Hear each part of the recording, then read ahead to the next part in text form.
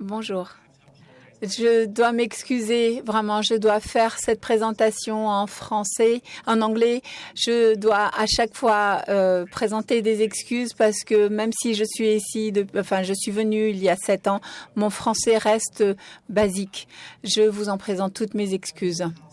Et on m'a demandé de parler de sexe et genre sur des domaines. Vous allez voir sur mes slides que, en fait, je ne vais pas parler du phénotype féminin de l'autisme. Et en fait, vous allez entendre un peu plus tard que je vais parler de dire des choses contre ce terme. En fait, il faut que les choses qu'on ait une information et une compréhension informée de ces questions-là. Et donc, je passe de la science de base à la science clinique pour parler de la compréhension du sexe et du genre comme pouvant avoir un impact sur l'identification de l'autisme. Et ça peut aider à améliorer. Donc, une chose qui revient souvent sur Internet, quand les gens cherchent quelque chose sur Internet sur l'autisme chez les filles, en fait, on peut trouver ça et on ne sait pas exactement à quel point c'est correct, en fait. C'est pour ça que j'ai un gros point d'interrogation en rouge à gauche, parce qu'en fait, les choses ne sont pas aussi claires que ça. À partir de ce qu'on regarde et ce qu'on trouve sur Internet, ça peut parfois être... mais en fait, je vais vous... Alors, je travaille sur le plan clinique à l'évaluation clinique de l'autisme, pas simplement à l'enfance, pendant l'enfance, mais à l'adolescence et puis plus tard à l'âge adulte même. Et donc, Donc, voilà. Et, en fait... C'est une note qui a été fabriquée à partir d'évaluations cliniques parce que la manière dont on décrit les choses, c'est pas simplement basé sur le rapport que font les parents, mais de ce que la personne concernée elle-même dit de ce qu'est son autisme. Mais on continue à décrire d'une manière qui est très liée, en fait, la conceptualisation du DSM ou de la classification internationale des maladies. Et en fait, des choses qui, par rapport à la facilitation de la conversation ou par rapport à d'autres types de conversations, en fait, une personne autistique peut avoir un truc qui est un peu basé sur un script et qui n'est pas forcément naturel. Et on peut voir ça. La personne dit beaucoup que, voilà, les personnes rapportent ce qui est attendu d'elles et ce qu'elles font par rapport à ces attentes, mais pas forcément leur inclination naturelle sur la manière dont elles pourraient s'exprimer naturellement selon leur propre idiosyncrasie. L'utilisation du sourire, par exemple, comme étant quelque chose d'attendu et qui donc apparaît forcé. En fait, ce sont des notes cliniques qui apparaissent de plus en plus pour des personnes qui sont reconnues comme étant sur le spectre et qui sont identifiées ou diagnostiquées un peu plus tard dans leur vie. Et donc, quelque chose d'un peu plus prototypique de l'autisme, c'est un retard de langage précoce qui apparaît précocement. En fait, d'un côté, sur la question de la prévalence, ça c'est issu d'une méta-analyse d'il y a 10 ans sur un groupe d'hommes en Angleterre. Donc, ils ont regardé en fait la prévalence, le taux de prévalence sur des études épidémiologiques. Et vous avez un ratio homme-femme entre de 1 à 5. Mais si on regarde les études sur la manière dont on établit les choses, on voit en fait des différences significatives. C'est-à-dire que si on regarde les données existantes des bases de données, on voit 4,56 le ratio garçon-fille ou masculin-féminin, mais la recherche qui redescend sur le terrain auprès de la population et qui fait en fait du dépistage, c'est-à-dire un établissement, établir de façon active, et on est plus proche d'un ratio de 3,25. Et il y a deux messages, c'est-à-dire qu'il y a une forte probabilité qu'un garçon, un homme soit diagnostiqué avec autisme. Et c'est pour ça la raison pourquoi les études sont importantes pour comprendre en fait les mécanismes.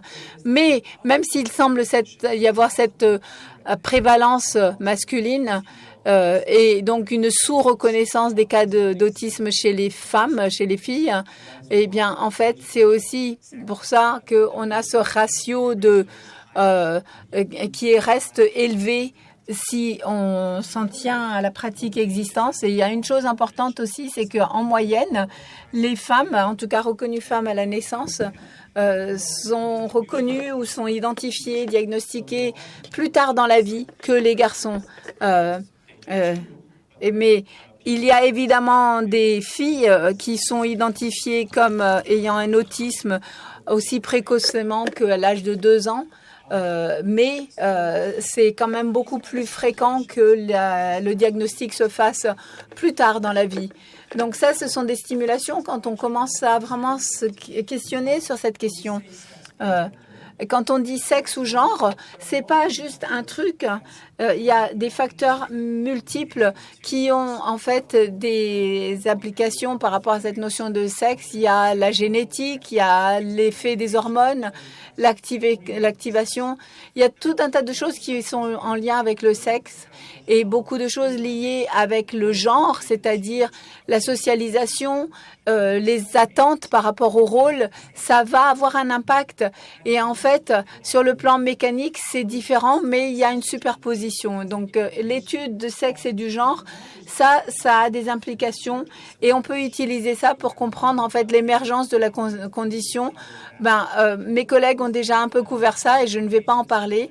Mais l'implication de comprendre en fait ces facteurs liés au sexe et au genre peut avoir un impact sur la représentation ou la présentation phénotypique et sur la manière dont les choses peuvent changer en termes de soutien que la personne peut recevoir.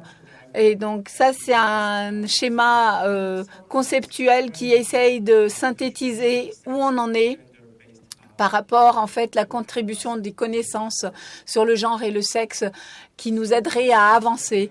Le premier facteur, c'est le côté contextuel des choses. Et par ça, je veux dire que les facteurs contextuels peuvent affecter la perception et l'interprétation de la manière dont les gens perçoivent les attitudes, les comportements. Donc, le biais d'attente, ça veut dire que, en fait, les personnes les femmes peuvent avoir peuvent présenter plus d'autisme que les hommes, mais en fait, le biais d'attente va modifier tout cela. Donc ici, en fait, c'est un ensemble de données venant de la province d'Ontario. Et en fait, c'est une analyse de corrélation qui demande s'il y a une corrélation entre le QI verbal d'un enfant et l'âge de diagnostic sur la base des informations de l'ADIR. Et en termes de QI verbal, en fait, les filles sont diagnostiquées plus tard, mais si vous regardez la courbe, en fait, cette courbe est plus pentue et en fait l'effet est plus fort chez les filles que chez les garçons. En fait, la relation entre le QI verbal et puis le diagnostic plus tardif. Un autre bon exemple, c'est la possibilité de ce biais qui vient de cette étude de Rato et al. Qui ont en fait fait une collecte de données, colligé des données de garçons et de filles d'âge scolaire. Et ce qu'ils ont fait, c'est qu'ils ont fait une correspondance, un match entre garçons et filles sur les scores ADOS, c'est-à-dire des enfants qui ont un diagnostic d'autisme. Mais si on les compare par rapport leurs scores sur la base du rapport parental, eh bien, les filles ont un score plus élevé Et puis, l'idée, c'est que en fait, pour qu'une feuille présente à un niveau similaire de traits autistiques, en fait, les parents reconnaissent plus. Ouais. Et l'idée, c'est qu'elles doivent le démontrer beaucoup plus pour qu'elles soient cliniquement diagnostiquées telles. Et c'est une étude en cours. Et c'est à partir d'une recherche basée sur la population en Ontario, avec un diagnostic antérieur de quelque chose qui a une association avec le timing du diagnostic de l'autisme. Est-ce qu'il y a une différence entre garçons et filles, en tout cas considérés garçons ou filles à la naissance? Donc, ce que l'on voit ici, si vous pouvez voir mon curseur à droite, quand on a par exemple ici un trouble de l'humeur et de l'anxiété, et ça c'est quand c'est absent de ce diagnostic, et sur l'axe Y, vous voyez que s'il y avait un trouble qui a été évalué chez cet enfant, ça va être corrélé à une reconnaissance tardive. Et donc ça, c'est parmi les données des assurances. Mais en fait, la courbe est plus haute. Essentiellement, en fait, l'idée, c'est que l'effet ou la corrélation entre le diagnostic antérieur et le diagnostic ultérieur semble plus fort chez les femmes ou les filles que chez les hommes, les garçons. Donc, on ne voit pas cette interaction-là dans la schizophrénie ou la prise de drogue. Certaines des données ici qui peuvent pointer sur le fait qu'il y a peut-être, un masquage. Il y a une expérimentation, c'est de directement tester si les personnes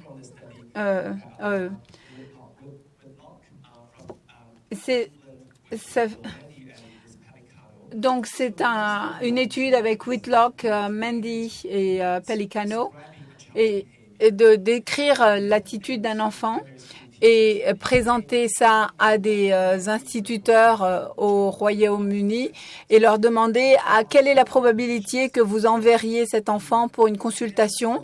La vignette est écrite plus sur une présentation très clairement autistique plutôt qu'un peu plus subtile. Je vais revenir sur la notion de phénotype parce que je pense que c'est pas une bonne idée, mais c'est comme ça qu'on l'appelait à cette époque-là. Ça, c'était une manipulation, on va dire, plus typique plutôt que plus nuancée. Et la manipulation numéro 2 ou le biais numéro 2, c'est le prénom fait percevoir que c'est plus un garçon qu'une fille. Sur l'axe des Y, la possibilité que en fait l'instituteur va dire ben oui, j'enverrai cet enfant pour une évaluation sur l'autisme, et si l'enfant était décrit d'une manière typique, quel que soit le genre de l'enfant, la probabilité reste la même. Mais si si la vignette fait d'une manière plus subtile, il y a un peu moins pour les enfants qui étaient perçus comme filles que si l'enfant est perçu comme un garçon. Ça veut dire qu'en fait, si la description de l'autisme devient un peu plus subtile et si l'enfant est perçu comme fille, c'est moins probable que des personnes, comme l'instituteur dirait, il faut peut-être une évaluation de l'autisme. C'est une des études empiriques qui testent directement s'il y a en fait un biais. Et ici, si vous regardez un petit peu Big Bang Theory, et en fait, cette citation, ça vient d'une des filles dans notre étude qui a dit à ses parents, et elle a exprimé son problème comme étant, moi, en fait, vous savez quoi, mon problème, c'est que je suis Sheldon, mais je ressemble à Penny. Parce que Sheldon, c'est un personnage qu'on décrit comme étant plutôt type Asperger, geek, et Penny, c'est plutôt la fille californienne typique, vraiment fille-fille. Donc ça, c'est une direction il y a peut-être des facteurs qui sont en lien avec la manière dont on construit les choses et comment ça peut impacter les profs, les instits, la reconnaissance par les parents, les cliniciens, les profs des traits autistiques. Mais d'un autre côté, en fait, ces expériences de socialisation ou ces expériences biologiques peuvent également, en fait, impacter la manière dont se présentent les traits autistiques d'une personne. On commence avec cette description qui une des études les plus importantes à ce jour par le Bishop Group. Il regarde des ensembles de données passés sur les cas et cas contrôle, donc ceux qui ont un autisme et ceux qui n'ont pas d'autisme, et la comparaison sur leur score ADI, ADOS.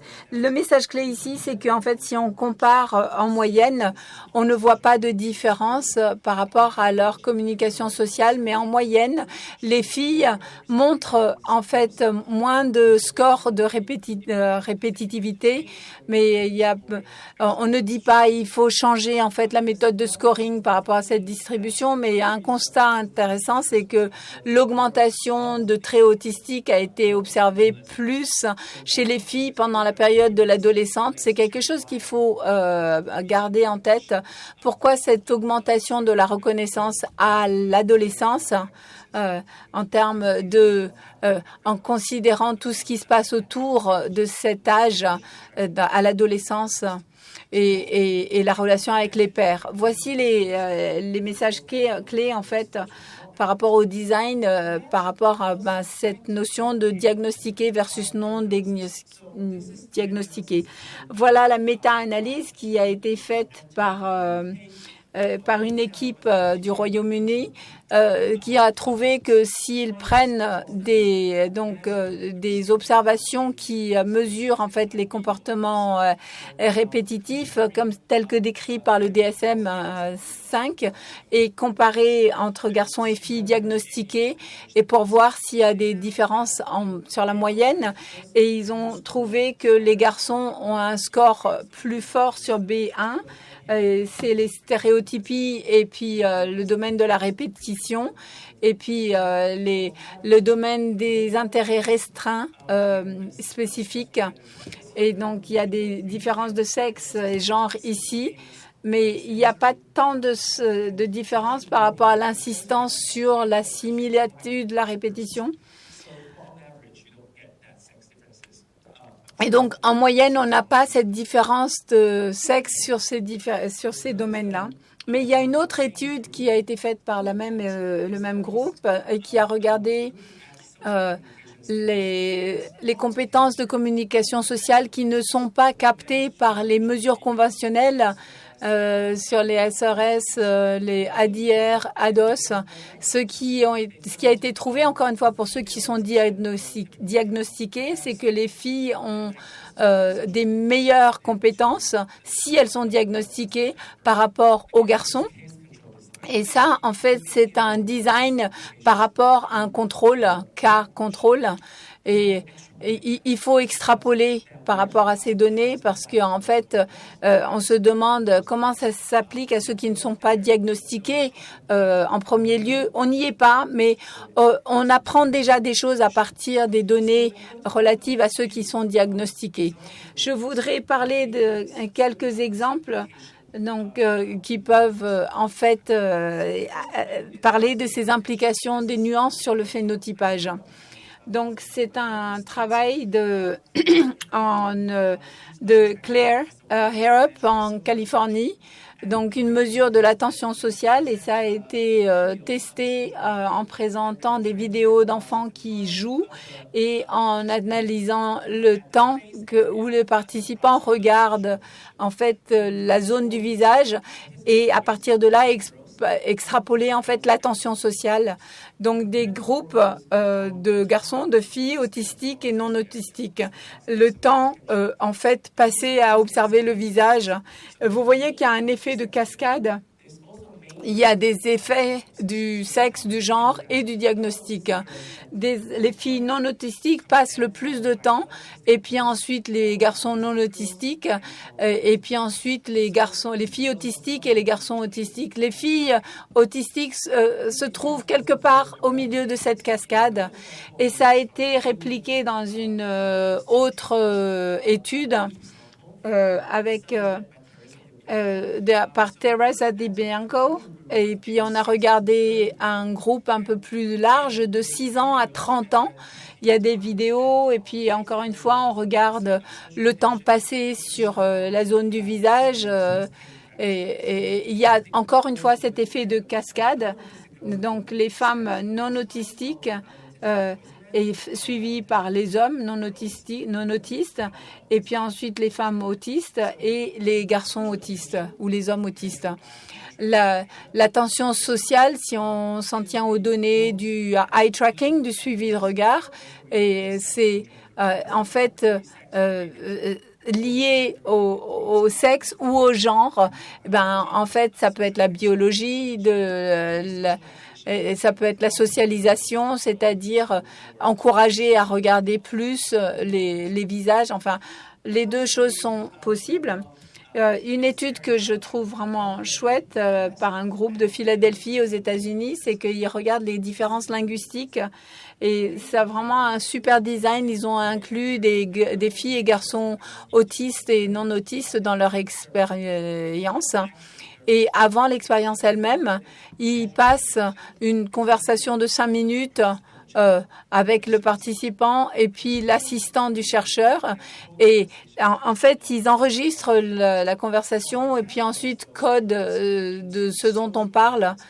Et en fait, en référence à nous et eux, c'est-à-dire parler des gens. Et ce qu'ils ont trouvé, c'est que les filles autistes et les filles non autistes passent le même temps à parler, à utiliser les mots nous et eux, alors que les garçons utilisent le moins de temps, les garçons autistiques utilisent le moins ce nous et eux, alors que les filles non autistiques utilisent plus le nous que le eux. Et les filles autistes utilisent plus le eux ou elles que nous. L'interprétation, c'est que ça implique en fait que les filles autistes portent plus, la même attention, mais sont plus exclues et font plus référence à eux, elles, que à nous. Et en fait, la qualité de ces données, c'est c'est des études de Felicity Cedric au Royaume-Uni. Elles sont allées, son équipe, ils sont allés dans les collèges, dans les zones, dans la scolarité globale, mais aussi dans des institutions pour des personnes avec des problèmes, handicap, et donc des études sur des enfants, filles, garçons, autistes, non autistes. Et vous voyez qu'il y a un des thèmes qui sortent des groupes de garçons. Les thèmes sont assez comparables par rapport aux amitiés. En fait, il y a plus de choses qui se passent du côté des filles. En fait, ça se passe au Royaume-Uni, mais on ne sait pas si ça se passe pareil dans les autres pays. Mais voilà ce qui a été fait.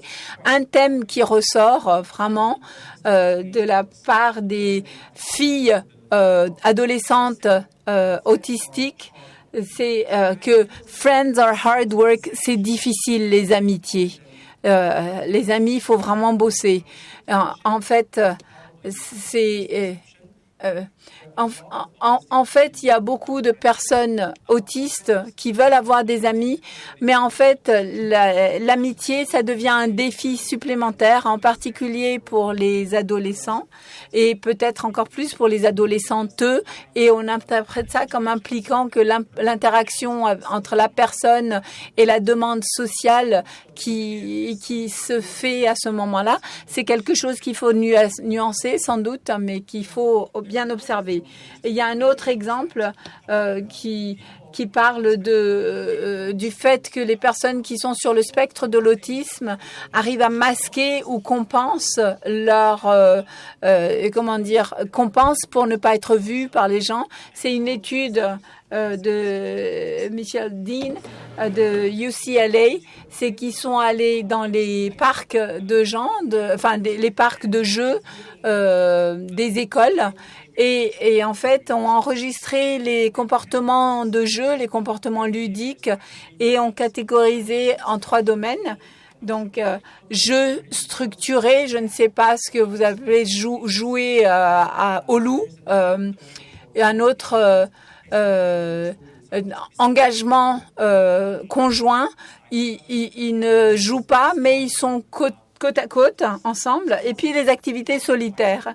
Ce qui n'est pas surprenant et ce qui est malheureux dans certains cas, c'est que en fait les garçons autistiques passent plus de temps en activités solitaires.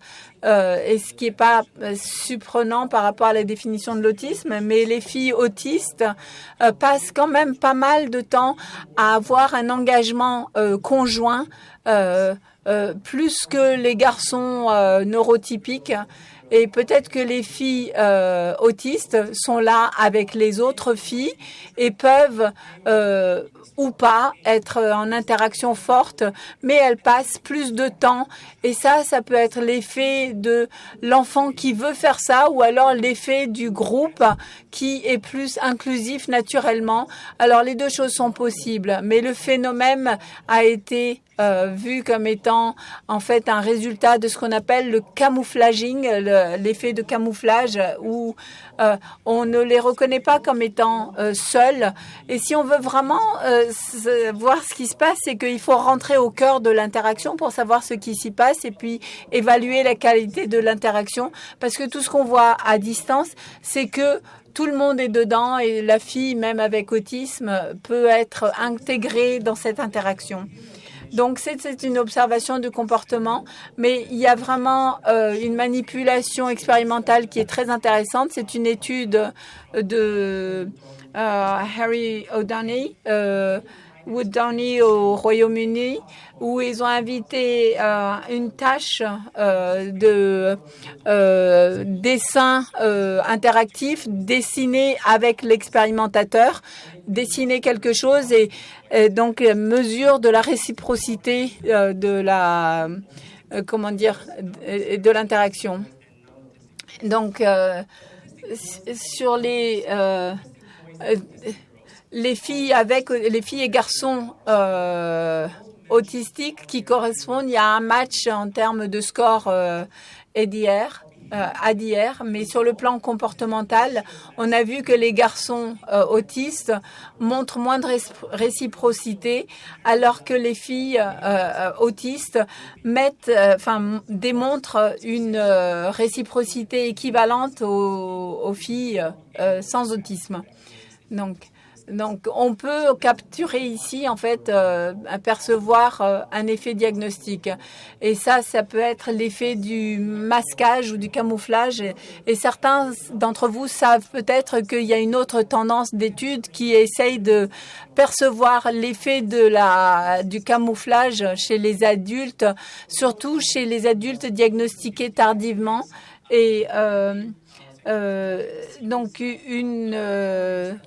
une chercheuse qui a créé en fait un questionnaire de camouflage sur le camouflage qui a été traduit dans beaucoup de pays, y compris en France. Et dans cette étude, on essaye de caractériser l'expérience par l'auto-évaluation ou l'auto-reporting. Et c'est une des très grandes études.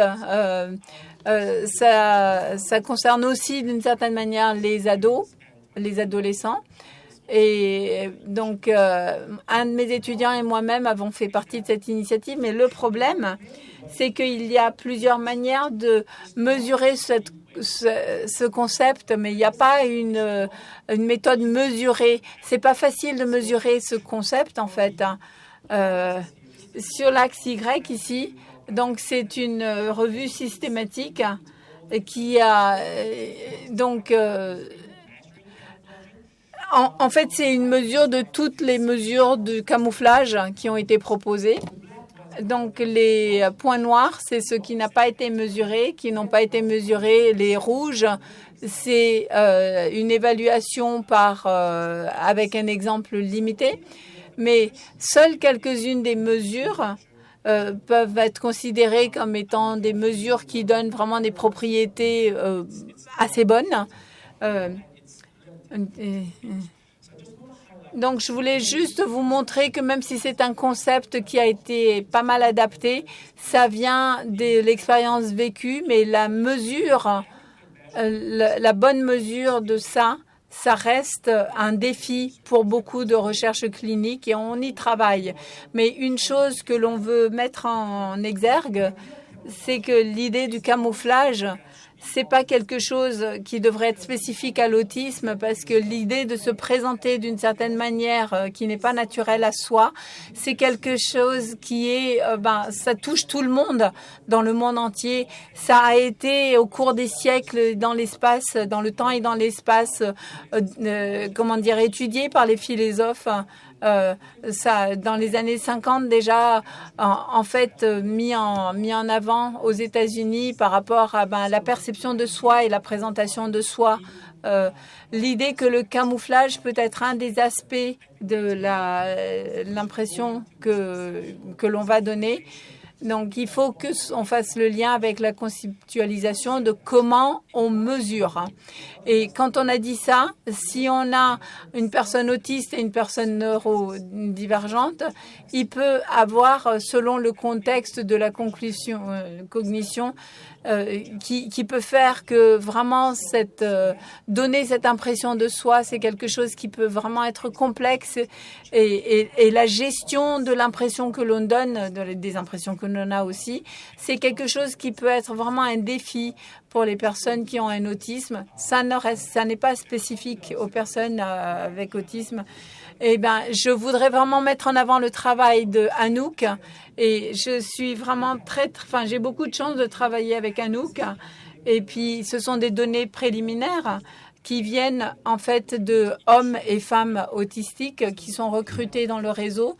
Et l'une des premières choses, les analyses qu'on en a faites, c'est de regarder en fait les mesures communes qui en fait perçoivent le camouflage. Et en fait, 4Q. Et il y a aussi d'autres échelles qui sont mises en œuvre. Donc, tout un tas d'échelles qui perçoivent, en fait, ou qui font la collecte. Donc, un de mes collègues, on a décidé qu'on allait faire une analyse et on a vu qu'il y a deux domaines qui sont, perçus. L'intention, la gestion de l'impression et la capacité. Donc, IM comme Impression Management, ma gestion de l'impression. L'identité de genre et l'expression de genre en association avec le niveau de l'intention ou de la capacité à gérer l'impression que l'on donne. Donc voilà pour capter, pour collecter les variables. Ici, vous avez le sexe à la naissance. C'est l'une des choses les plus importantes et qui sont suivies par l'identité de genre, etc.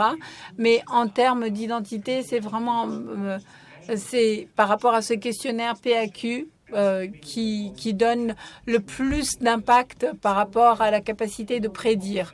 Donc, même si on parle de femmes autistiques qui sont plus à même de faire du camouflage, mais en fait, il y a des choses au-delà de ça. C'est peut-être l'effet le plus fort qui est lié au sexe assigné à la naissance, mais le genre, l'identité de genre peuvent aussi peut-être jouer un rôle et puis avoir un impact sur cette question.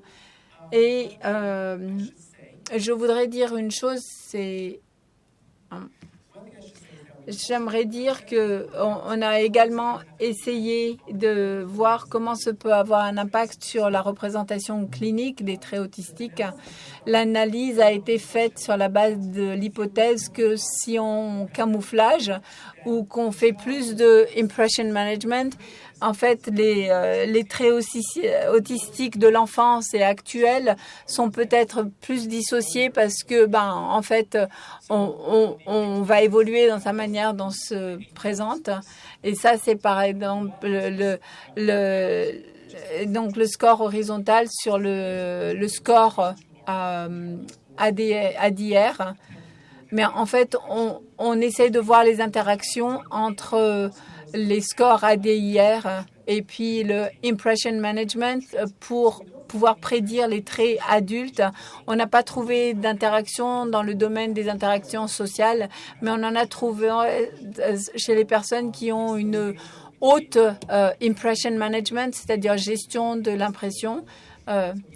L'idée, en fait, c'est que si on a des impression management plus élevés, l'association entre les comportements restrictifs, répétitifs dans l'enfance et à l'âge adulte peuvent être un peu plus faibles. En parlant de développement, je vais parler rapidement de l'importance de considérer cela pour comprendre, en fait, les comportements dans l'autisme. Voici un ensemble de données qui vient des baby siblings, c'est-à-dire les fratries, donc un consortium de recherche sur les fratries au Canada.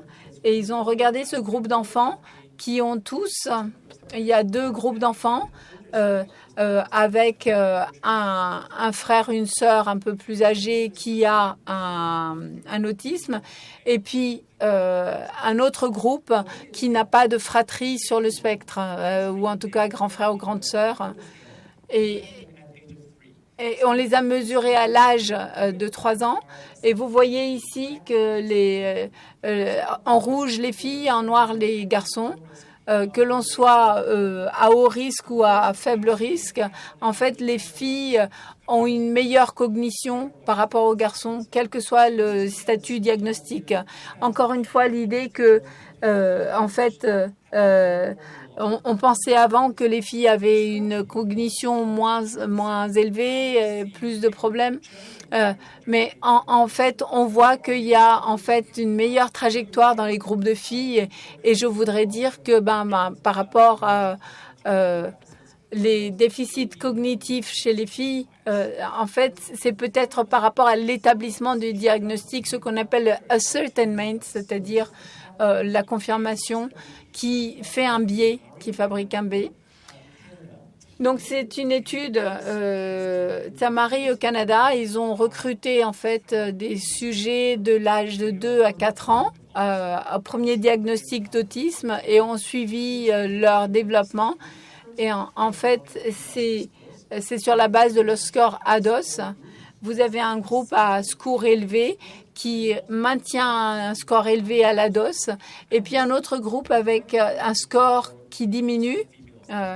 Et donc,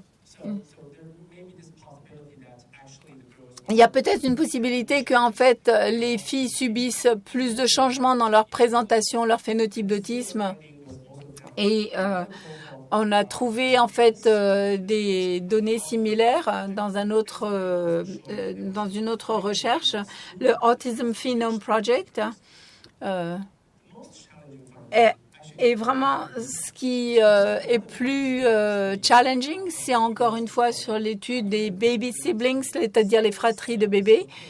Même configuration, c'est-à-dire les enfants qui ont un frère ou une sœur plus âgée diagnostiqués avec autisme. Ce qui a été fait dans ce cas, Catherine Burrows a écrit ce papier. Ils ont pris en fait les items de la DOS et d'une autre échelle chez les nourrissons. Et ont trouvé que, ont pris les items plus applicables à d'autres stades de la vie et avec une correction par rapport aux différents sexes et genres, et pour voir s'il y avait des sous-groupes avec des trajectoires différentes, avec des traits autistiques sur des groupes garçons et des groupes filles. Et on a toujours chez les filles, donc des groupes avec des traits autistiques plus forts et moins forts. Il y a 2 constats. Pour le groupe des filles, à droite, eh ben, on a un score inférieur. Que l'on soit avec des symptômes élevés, une présentation haute ou une présentation plus faible, quels que soient les domaines, intérêt restreint, répétitif, etc. Mais le deuxième constat, c'est que si on regarde la distribution par sexe sur ces trajectoires, on voit en fait un ratio par sexe comparable. Il n'y en a pas plus chez les filles que chez les garçons, chez les groupes qui posent le plus de problèmes. Mais selon le diagnostic à l'âge de 3 ans, il y a plusieurs manières d'interpréter. On peut dire que même si phénotypement, il y a plusieurs niveaux, des hauts niveaux de traits autistiques, et en fait, il y a moins de besoin peut-être chez les filles d'être cliniquement diagnostiquées, ou alors on peut dire qu'il y a en fait des misses, c'est-à-dire qu'on a raté le diagnostic, des personnes qui sont passées entre les mailles. Et je voudrais brièvement parler, je suis désolée, je dépasse un peu. Je voulais parler rapidement je n'ai pas beaucoup parlé du genre et la raison pour ça, c'est qu'il n'y a pas beaucoup de données sur le genre, même dans le monde anglophone, même si on parle beaucoup de séparer les deux choses, et ben on n'a pas les données. Un truc sur lequel on a des données, c'est à gauche, c'est juste un graphique qui estime la prévalence de l'autisme dans des populations diverses sur le plan du genre. Et donc, le diagnostic d'autiste est de 11%. Ça, c'est clairement plus élevé que la prévalence dans la population générale, qui est plus de 2%.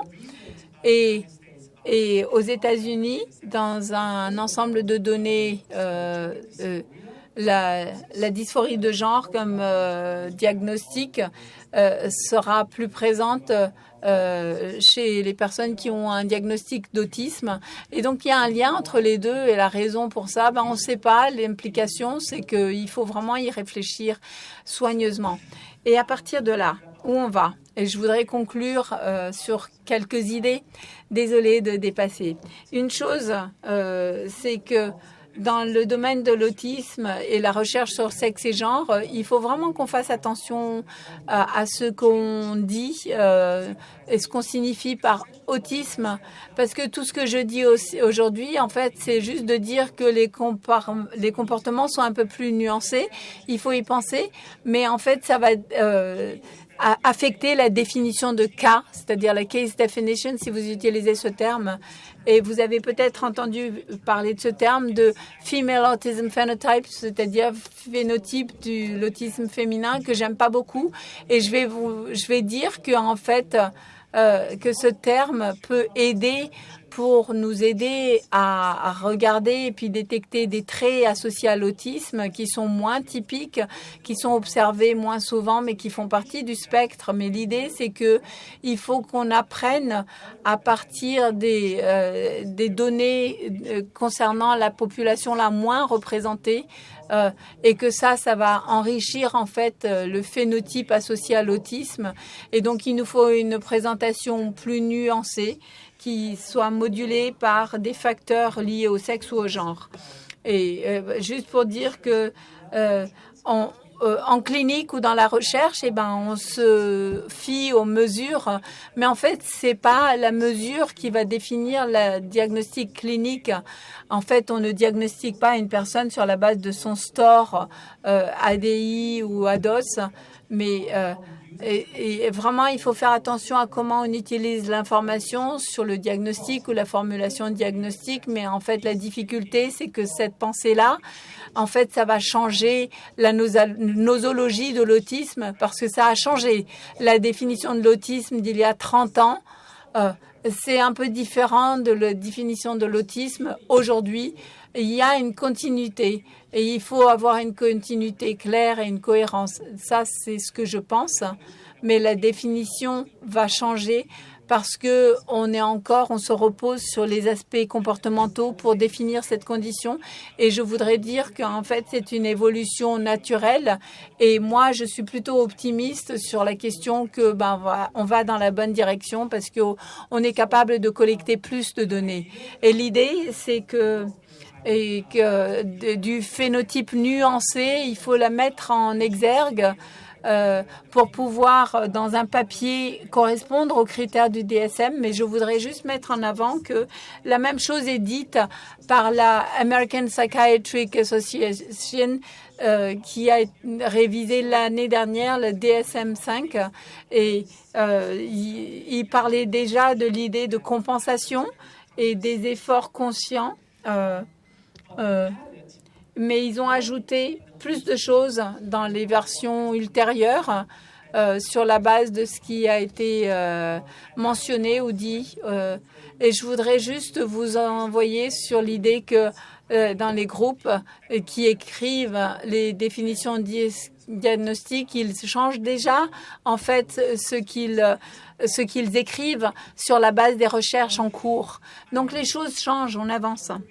Et je voudrais vous envoyer vers la lecture de ce papier par Strang. Et je n'ai pas beaucoup de temps pour en parler, mais sur le gender care, il y a vraiment une préoccupation supplémentaire par rapport à ce qu'on apprend sur la question du lived experience, c'est-à-dire expérience vécue, l'importance de soutenir, d'apporter du soutien aux personnes autistiques ou les personnes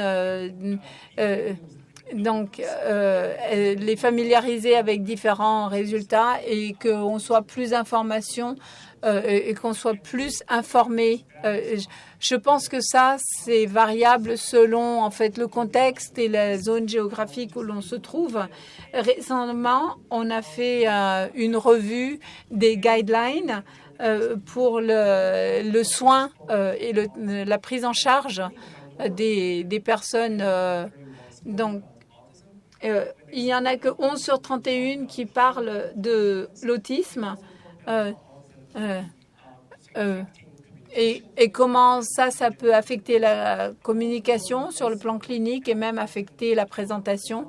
Mais en fait, ça veut dire que l'autisme n'empêche pas de faire accéder la personne à une prise en charge appropriée. Et donc, une section du DSM-5. Voilà, c'est un résumé de ce qu'on dit, c'est-à-dire un âge plus tardif de diagnostic. Et puis, c'est sous-reconnu ou non reconnu chez les femmes.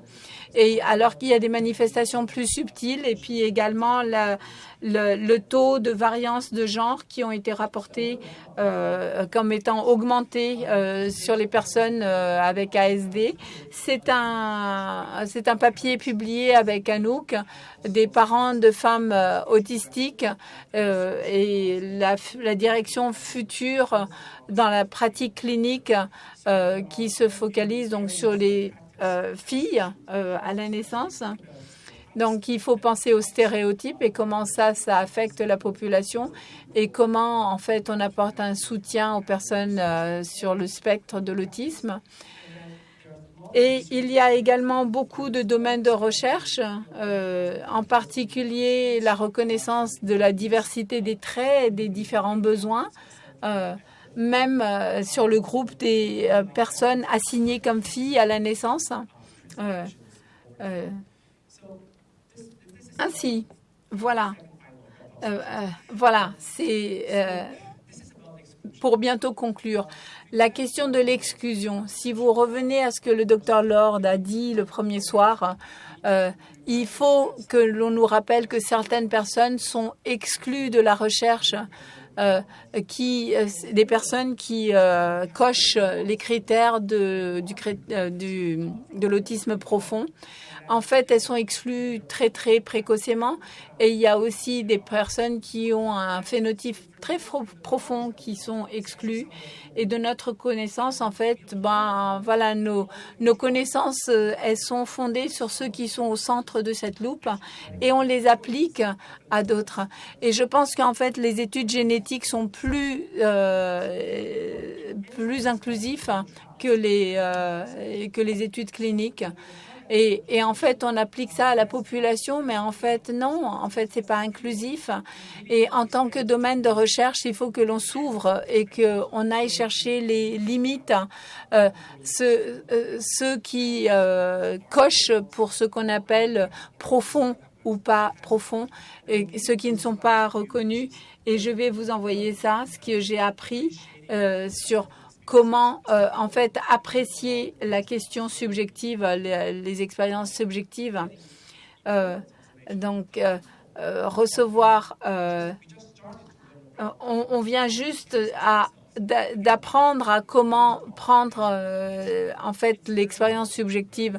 Pour en revenir à ce qu'a dit le docteur Nikolaïdis, c'est vraiment très très intéressant et très important d'avoir cette perception de l'expérience vécue directement par les personnes concernées. Je vais vous remercier et voici mes collaborateurs.